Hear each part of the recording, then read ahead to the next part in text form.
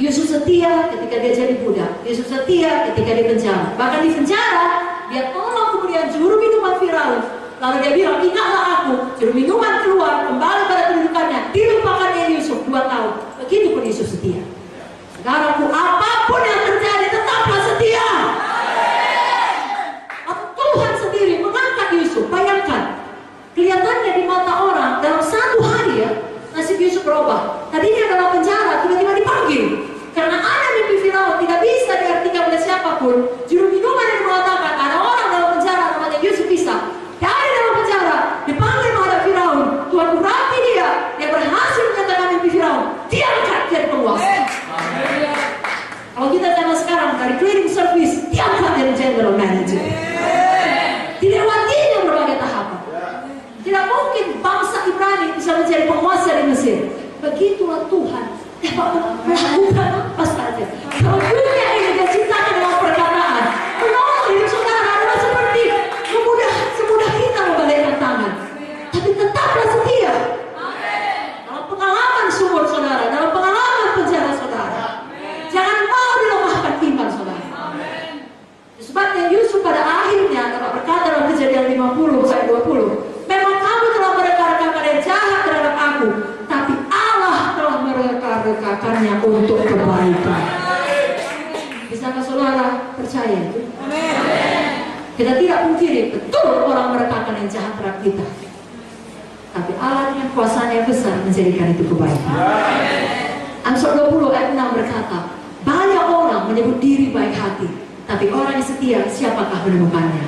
Malam ini Tuhan temukan di gedung gereja GKI Cimbangu.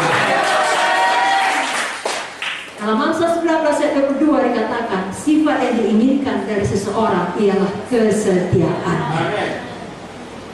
Berapa banyak orang yang setia? Terus beriman? Kalau ada saudara bergumul dengan penyakit belum sembuh, mau terus beriman? Setia beriman? Dan dalam prosesnya tetap setia melayani. Kalau ada keluarga orang tua belum selamat, saudara tetap setia ikut Tuhan, setia melayani. Saya bacakan satu ayat, Ibrani 10 ayat 38 sampai 39. Tetapi orangku yang benar akan hidup oleh iman, dan apabila ia mengundurkan diri, maka aku tidak berkenan kepadanya. Tapi kita bukanlah orang-orang yang mengundurkan diri dan binasa, melainkan orang-orang yang percaya dan beroleh hidup. Saudaraku, akan ada waktu-waktu di depan ini kesempatan yang banyak bagi saudara untuk tidak setia. Apakah melalui ujian pengkhianatan atau ujian integritas atau dalam penderitaan seperti yang dialami Yusuf karena kepatuhannya. Saudaraku, jangan mau diambil kesempatan untuk tidak setia. Justru kalau itu datang, saudara membuat itu menjadi kesempatan membuktikan saudara setia. Pada waktu kami di gol, pada waktu kami ditembak, setelah keadaan itu situasi sangat mencekam, kelihatannya tidak bisa melayani lagi karena kemana pun polisi menyertai, kami harus berhenti kuliah. Saudara terkasih, Bapak Putih punya kawan di seluruh dunia, secara literal di seluruh dunia, dan banyak di antara mereka datang langsung ataupun mengirimkan kabar melalui email, melalui telepon, menelepon langsung, mengatakan pada Bapak Putih, datang ke tempat kami, datang ke Amerika, datang ke Australia, datang ke Malaysia, datang ke Singapura. Kami sekolahkan anak-anakku semua. Karena di sana tidak ada lagi masa depan kalian. Anak-anakku tidak bisa sekolah, dan itu untuk waktu yang tidak diketahui sampai kapan. Karena semua belum jelas. Tetapi Bapak Putih sekali lagi bertumbuh dari karunia penginjil, karunia gembala, mengatakan saya gembala yang baik. Gembala yang baik korbankan nyawa untuk domba-domba. Saya punya domba di Medan. Tuhan panggil saya di Medan. Nyawa saya, nyawa anak-anak saya ada dalam lindungan Tuhan. Di mana dalam kehendak Tuhan itulah tempat yang paling aman. Dan saya percaya kehendak Tuhan kami tetap tinggal di Medan.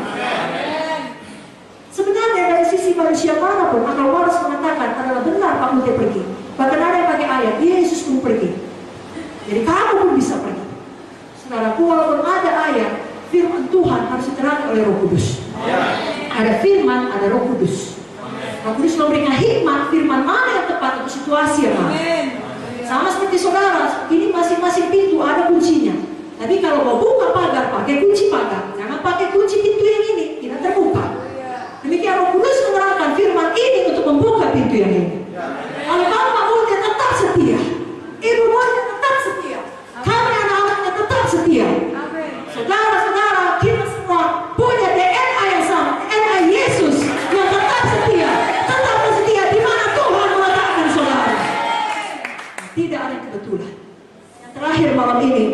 kesuksesan. Saudaraku, banyak orang tidak menyadari ujian kesuksesan adalah salah satu ujian paling berat dalam hidup ini.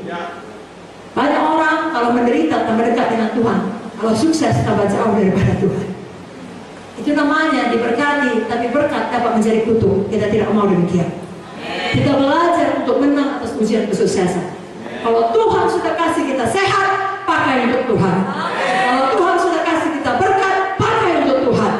Kalau Tuhan beri kenaikan, pertumbuhan, kesuksesan apa saja, pakai untuk Tuhan.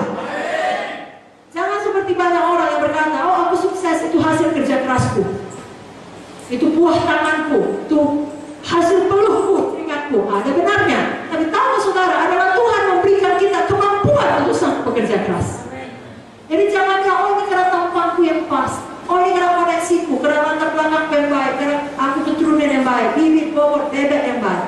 Kalau itu benar secara akal pikiran manusia, siapa yang mengaruniakan itu? Bukankah Tuhan? Sebabnya dari Tuhan, oleh Tuhan,